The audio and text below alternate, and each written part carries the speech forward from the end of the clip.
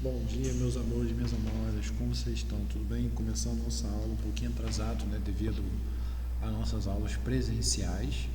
Então, em resumo, o que a gente veio estudando ao longo aí desse ano?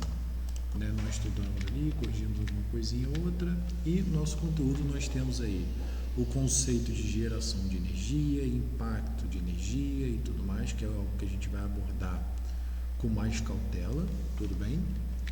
E aí o que acontece? Basicamente, nós vimos na última aula o que é uma hidrelétrica. Vimos ali como calcular ela, né? E começamos a ver o conceito de termoelétrica hoje. Então, o que é uma termoelétrica? Então, parafraseando o que está escrito aí, as usinas termoelétricas são opções viáveis para gerar energia, pois é possível utilizar qualquer produto como biomassa, madeira e carvão para gerar calor. Essa fonte energética é bastante utilizada no exterior, mas o Brasil, por possuir muitos rios, tem como principal matriz energética as hidrelétricas. Aqui as termoelétricas são utilizadas de modo estratégico, pois suprem as demandas de energia no período de seca. Havia mais de 3.000 empreendimentos gerando energia por meio de termoelétrica no Brasil, e a expectativa é que o número cresça, pois o mercado ainda é bastante inexplorado em algumas regiões do país. Então, em resumo, ele está falando ali algumas coisas, mas ele diz o seguinte: uma usina termoelétrica é uma instalação industrial que gera energia térmica por meio da queima de combustível. O que eu quero dizer? Você pega qualquer tipo de material e queima ele. Então, esse calor ele vai aquecer uma água, né? Um volume de água é aquecido pela queima de algum combustível ou processo físico-químico. No caso das usinas termonucleares, transforma-se em vapor que irá gerar uma turbina, a gás ou a vapor, e aciona o gerador elétrico. Ou seja, a eletricidade é produzida a partir da energia cinética obtida pela passagem do vapor pelas turbinas, transformando potência mecânica em potência elétrica. O setor elétrico utiliza esse tipo de energia desde o século XIX. Contudo, na época, a geração era muito ineficiente, ao comparar o que temos hoje. Na evolução das usinas termoelétricas, a eficiência da conversão energética sempre foi o fator mais buscado. Atualmente, mesmo com as tecnologias e desenvolvimentos existentes, as usinas ainda não possuem grandes eficiências. Por exemplo, as usinas que queimam carvão possuem eficiência de geração de 20 a 30%, e a de combustível fóssil atinge aí no máximo 45%. Então, o que a gente está querendo dizer? Aqui a gente tem um exemplo de uma termoelétrica, né? E como funciona a termoelétrica? A ideia é bem simples. Eu vou pegar um material, eu vou queimar esse material, esse material queimado vai aquecer a água, ou seja, estou aqui na caldeira, queimei o material, ele vai aquecer a água vai fazer girar uma turbina, que está aqui, essa turbina vai produzir eletricidade. Em resumo, é isso. Então, uma termoelétrica nada mais é do que um material que eu estou queimando, pode ser carvão mineral, carvão vegetal, pode ser petróleo, gás natural, biogás, né, biomassa, ou seja, resto de alimentos. Então, existem, por exemplo, localidades onde eles utilizam o próprio lixo orgânico, né, o lixo que a gente joga fora, como matéria para poder gerar termoelétrica. Ou até um chorume. Existe um projeto, que eu não vou me lembrar agora e recordar onde é, se é na Alemanha, onde é, que conforme você tem um depósito de lixo, esse lixo produz um gás, esse gás, que eu acho que é o próprio chorume, agora eu não vou lembrar o nome, esse gás ele é absorvido e aí ele é utilizado na queima para se gerar energia elétrica. Então, olha que interessante, o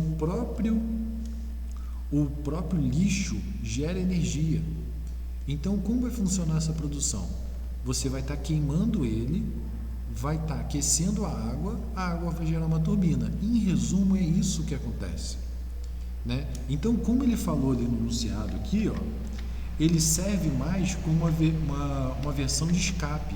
Isso para quê? Para quando a gente estiver seca ou tudo mais, porque basicamente o Brasil é sustentado por hidrelétrica. Mas em regiões de seca, que não tem como você produzir tanta energia, você aciona essas hidrelétricas. E aí qual é o grande problema? Qual é a desvantagem de uma hidrelétrica? Exatamente o efeito material que você joga no meio ambiente. Então, dependendo de como você faz essa queima de combustível, você pode ter a liberação de vapor de água. Aqui provavelmente é o vapor de água, né? Você aqueceu a água ela pode ser resfriada.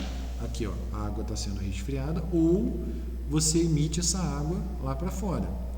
A questão é, quando você queima esse combustível, você tem que dar uma destinação para ele, exatamente para não sair aquela fumagem preta, né? Antigamente, e muito antigamente, as cidades lá em Londres e tudo mais,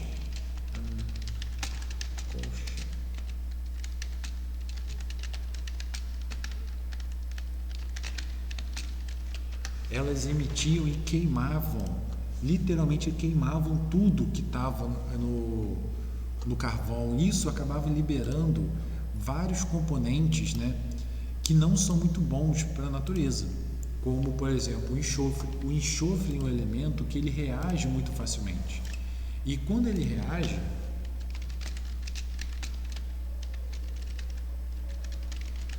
ele acaba produzindo o que? Ele acaba reagindo, acaba roubando o oxigênio, ou seja, entrando aí o sulfato de enxofre ou algo parecido.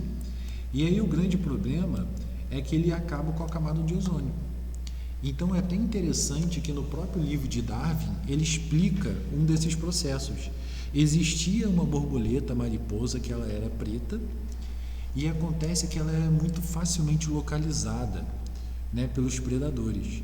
Só que quando ela migrou para essa região onde tinha muita fumaça, muita fuligem, ela se destacou, porque ela literalmente não passava mais ser encontrada. Como ela não era mais encontrada, né, não era mais percebida porque tudo estava preto, ela conseguiu se reproduzir com facilidade.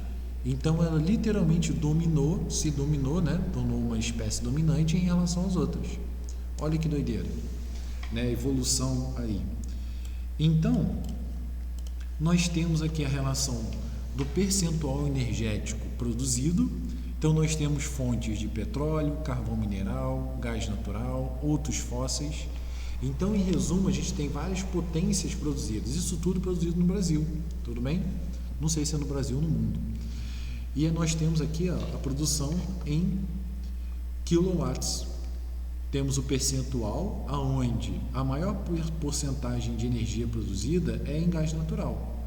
E aqui, ó, de onde vem esses resíduos? A maior parte desses resíduos vem da agroindústria, ou seja, a cana-de-açúcar, né? Você fez a cana, espremeu a cana para poder tirar ali o álcool, né, para fermentar e tudo mais, né? E aí o que você faz com esse resto? Você pode utilizar como adubo, ou você pode queimar em uma usina termoelétrica. É um dos exemplos. Então, o que a gente tem aí como atividade para casa? A atividade para casa é exatamente anunciar quais são os problemas ocasionados pela termoelétrica, certo? Então,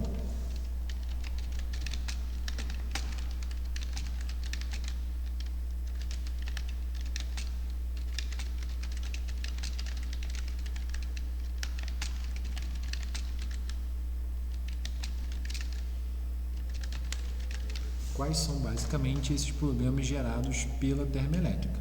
Então essa fica como atividade para casa, tudo bem? E continuamos na próxima aula. Certo, pessoal? Então falou, até a próxima.